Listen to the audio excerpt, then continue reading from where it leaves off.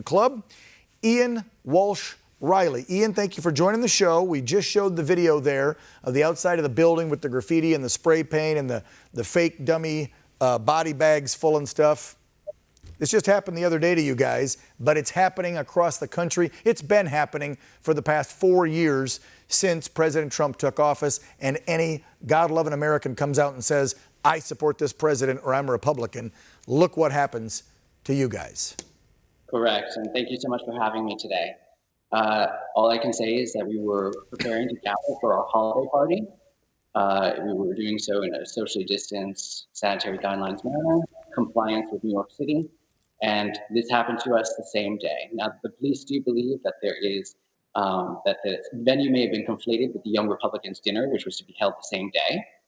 But regardless, this was a cowardly act of violence and disgusting disgrace to happen here on New York's Upper East Side and cannot be tolerated in this society. No.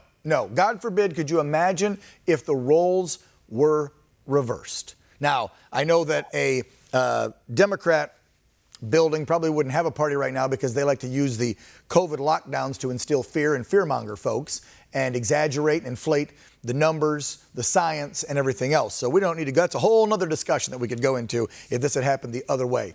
But back up a second. I would have to say that it would be covered by the major news networks. Everyone would be paying attention. The cover of the New York Times. President Trump would be being beaten up right now for it. But no, we get crickets. Yeah.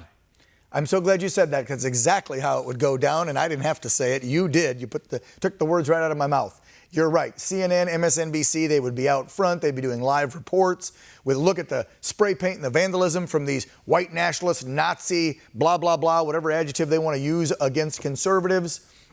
And then they would blame President Trump and say it's his rhetoric.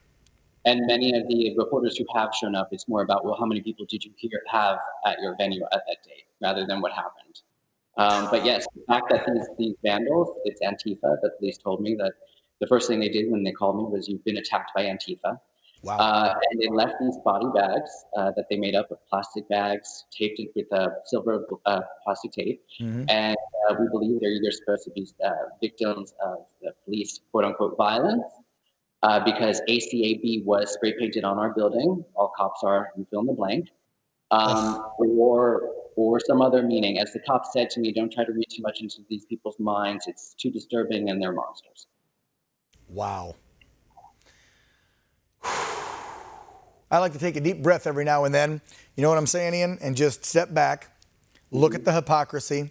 We have to remind ourselves that we are a civil society and that we should attempt to have a civil discussion with these radical leftists. But when you see things like that, I think they're so far gone, I don't even know how you have a civil discussion. And with Antifa, if they are behind that attack on your building, the president named them a terrorist group. So whoever's out there that might catch this video online, you better watch out, because with that federal declaration of being a terrorist organization, they could do some serious time for leaving those body bags and spray paint in your building, couldn't they?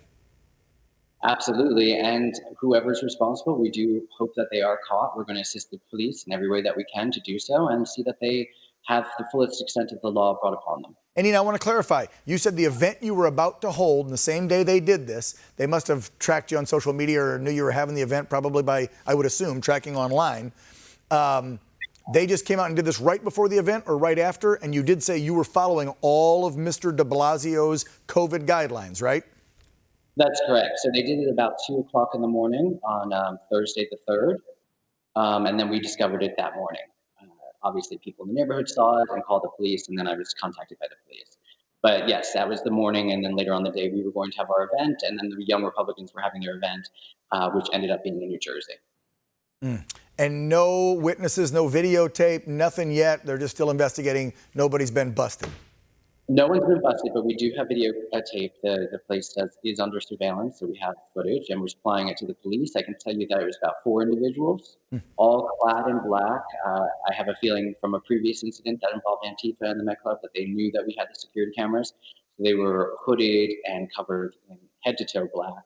They had prepared the body bags before they came, so they just dropped them, and they went to work with spray paint and doing their graffiti, leaving anarchist symbols, anti-cop symbols, and rhetoric from the supposedly anti-fascism, but we know what they are. Yes, we do know what those Antifa folks are, and we won't stoop as low as they do. Plus, this is television, so we can't actually